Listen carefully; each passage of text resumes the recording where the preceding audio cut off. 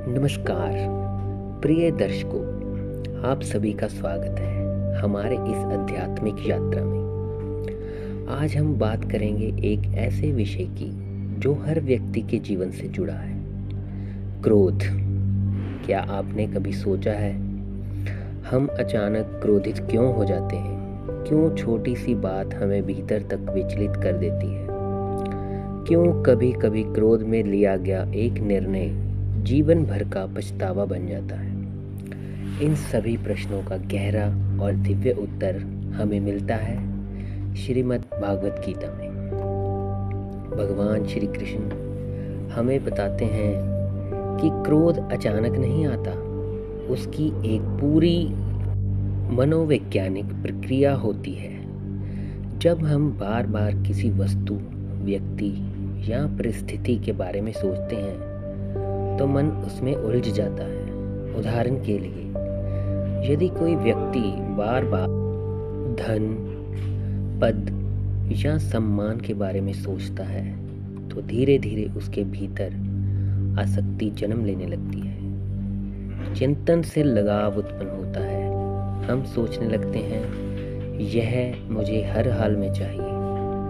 आसक्ति इच्छा में बदल जाती है।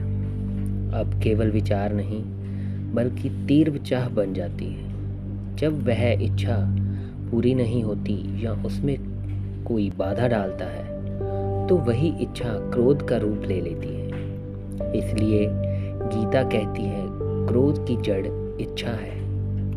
भगवान श्री कृष्ण आगे बताते हैं, क्रोध से भ्रम उत्पन्न होता है, भ्रम से स्मृति का नाश होता है, स्मृति नष्ट होने पर बुद्धि नष्ट हो जाती है, और जब बुद्धि नष्ट हो जाए तो मनुष्य का पतन निश्चित है। कितनी गहरी बात है। क्रोध में हम वह सब भूल जाते हैं, हम कौन हैं, हमारे संस्कार क्या हैं और हमें क्या सही निर्णय लेना चाहिए। मान लीजिए एक पिता अपने पुत्र से क्रोधित होकर कठोर शब्द कह देता है। क्षणिक क्रोध शांत हो जाता है, लेकिन वे शब्द पुत्र के हृदय में वर्षों तक चुभते रहते हैं। एक कर्मचारी क्रोध में नौकरी छोड़ देता है, बाद में पछतावा होता है, लेकिन निर्णय बदलना कठिन हो जाता है। एक क्षण क्रोध वर्षों की शांति छीन सकता है। अब प्रश्न है, क्या क्रोध को समाप्त किया जा सकता है? भगवान श्री कृष्ण इसका समाधान भी देते हैं। जब हम अपनी इंद्रियों को अनुशासित रखते हैं तो विषयों का अत्यधिक चिंतन रुक जाता है। अनावश्यक तुलना ना करें। प्रतिक्रिया देने से पहले 10 सेकंड रुकें। छोटे छोटे अभ्यास बड़े परिवर्तन लाते हैं। जब अपेक्षाएं कम होती हैं तो निराशा और क्रोध भी कम होता है।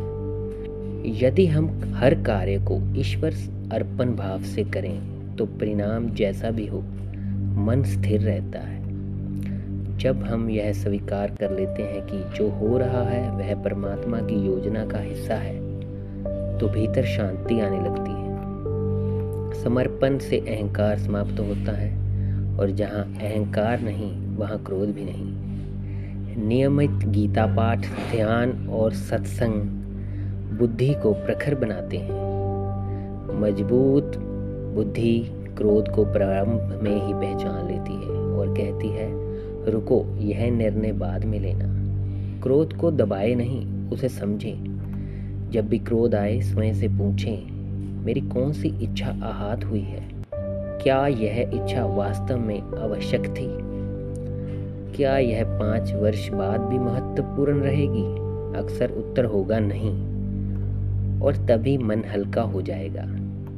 प्रिय दर्शकों, क्रोध हमारा शत्रु नहीं है, वह केवल हमारी अनियंत्रित इच्छाओं का परिणाम है। यदि हम इंद्रियों पर संयम रखें, निष्काम कर्म करें, ईश्वर को समर्पित रहें और ज्ञान से बुद्धि को जागृत रखें, तो हमारा मन सागर की तरह शांत और गहरा हो जाएगा। और याद रखिए, जिसने क्रोध पर विजय पा ली उसने आधा जीवन जीत लिया।